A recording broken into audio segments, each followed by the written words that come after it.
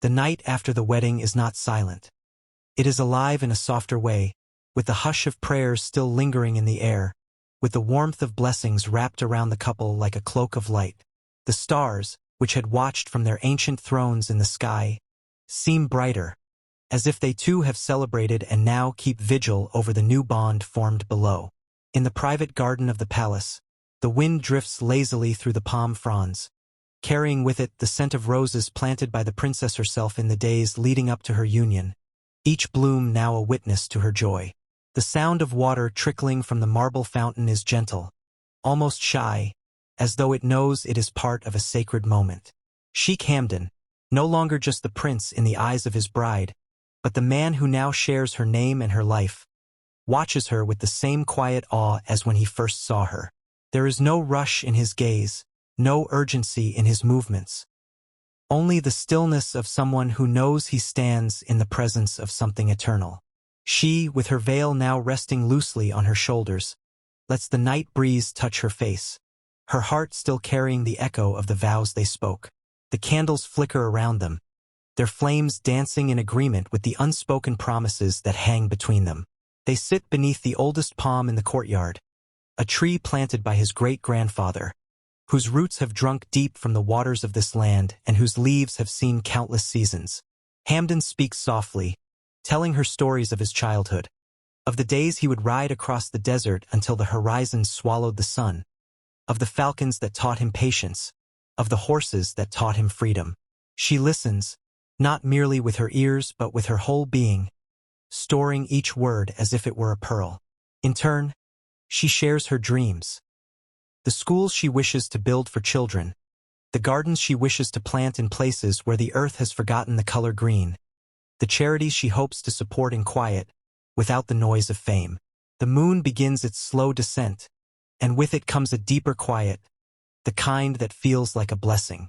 Somewhere beyond the palace walls, the city hums in its own rhythm, but here, time moves differently.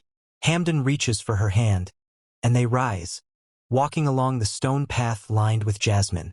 Each step is unhurried, for they are not moving toward a destination but simply moving together, and that is enough. The guards at the gate bow their heads as the couple passes, though Hamdan greets them each by name, his kindness undiminished even in the most private of hours.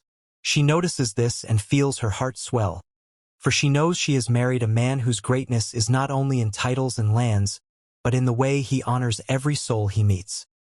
The following days are filled with celebrations across the Emirates.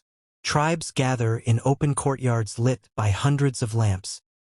Under the vast desert sky where the sun sets in gold and the wind hums ancient songs, a story of two hearts unfolds. A prince whose soul carries the fragrance of the sands and the courage of the falcon, and a princess whose eyes hold the calmness of the moon over the quiet Arabian night. This is not merely a wedding, but a union of two worlds, wrapped in silken threads of tradition and love, crowned with the blessings of generations. The palace glows under the amber light, its walls whispering tales of ancestors, and the corridors echo with the sound of oud strings and soft voices reciting verses of joy. The air is alive with jasmine and oud, each breath carrying the memory of every love story that came before. Each step an affirmation that fate has finally brought these two souls together. He stands tall, draped in white and gold, his presence like the steady rhythm of desert drums, firm yet gentle, powerful yet kind. His gaze finds hers among the gathered, and the world fades, leaving only the silent language of the eyes, where promises are written without ink and dreams are sealed without words.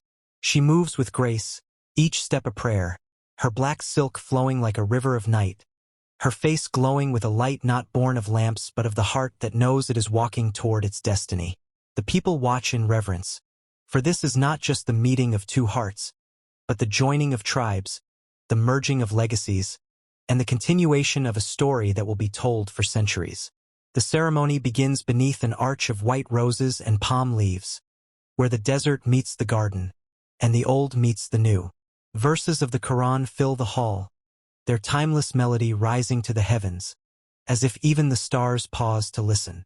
He holds her hand for the first time as husband and wife, and in that touch, there is the weight of vows, the softness of tenderness, and the strength of eternity.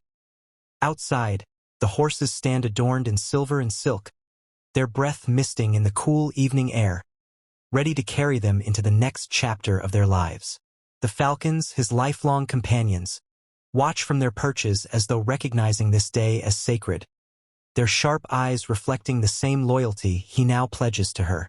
In the reception hall, the golden light dances on crystal, and the scent of saffron and cardamom drifts between tables laid with feasts worthy of kings. The guests speak in hushed admiration, their hearts swelling with joy, for they see in this couple the embodiment of respect, honor, and deep affection. Music begins, a soft rhythm that grows like the heartbeat of celebration, and poets rise to offer words in the old style, verses of praise, of love, of blessings so rich they seem woven from the very air of the desert. He listens, his hand never letting go of hers, and she smiles, knowing that no poem could capture fully what they share, yet grateful for every attempt.